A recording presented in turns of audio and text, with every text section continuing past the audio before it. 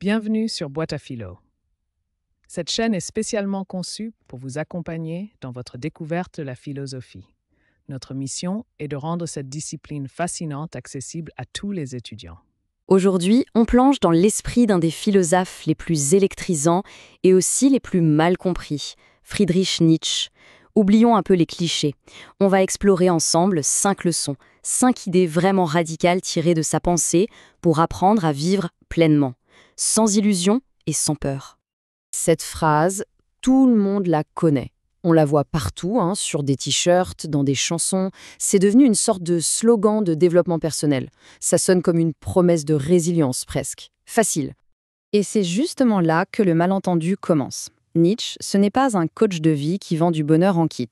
Sa pensée est beaucoup plus exigeante que ça, bien plus profonde. Son but, ce n'est pas de nous rassurer.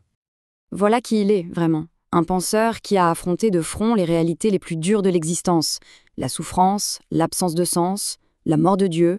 Et au lieu de sombrer dans le désespoir, il a choisi de célébrer la vie, dans toute son intensité. L'invitation est donc lancée. Laissez de côté les idées toutes faites pour explorer ensemble ces 5 leçons. Elles ne sont pas toujours confortables, c'est sûr, mais elles sont incroyablement puissantes. Allons-y pour la première.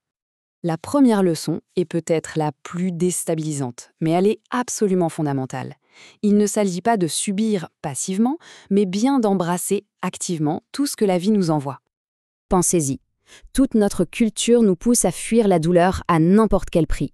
Pour Nietzsche, c'est une grave erreur. La souffrance, les obstacles, les échecs, ce ne sont pas des accidents de parcours. Ce sont les outils mêmes avec lesquels notre caractère se sculpte.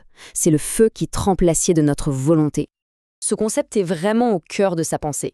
Amor fati, aimer son destin.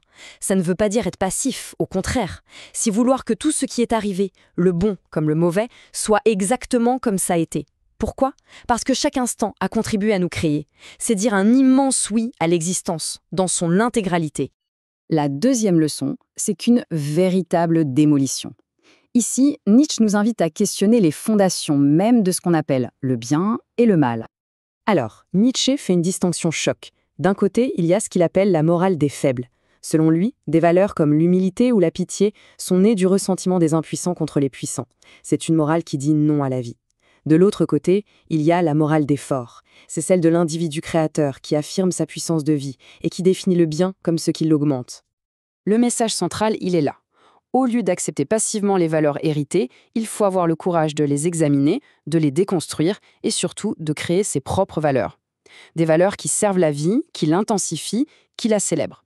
C'est un appel à devenir son propre législateur, en quelque sorte. Cette troisième leçon peut sembler un peu paradoxale. Comment peut-on devenir qui l'on est si on doit tout créer ? Eh bien, c'est parce que pour Nietzsche, le soi, ce n'est pas une chose à découvrir, mais une œuvre à accomplir. Nietzsche, il rejette complètement l'idée d'une nature humaine figée. Il n'y a pas un vrai soi caché quelque part qu'il faudrait trouver. Non, on est un processus, un pont en construction. L'existence est un champ de possibilités.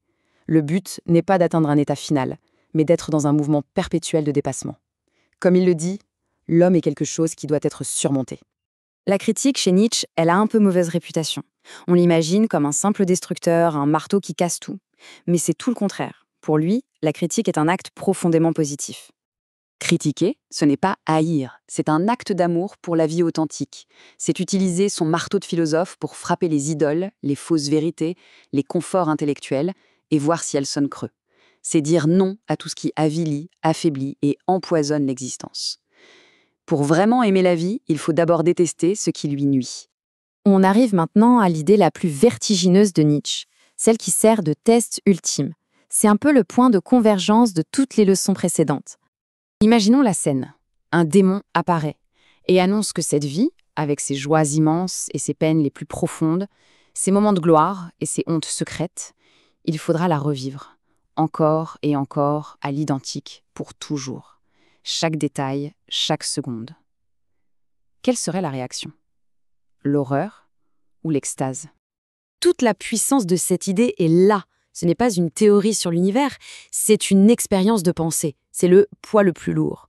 Si la perspective de revivre sa propre vie à l'infini est écrasante, c'est le signe qu'il faut changer quelque chose maintenant.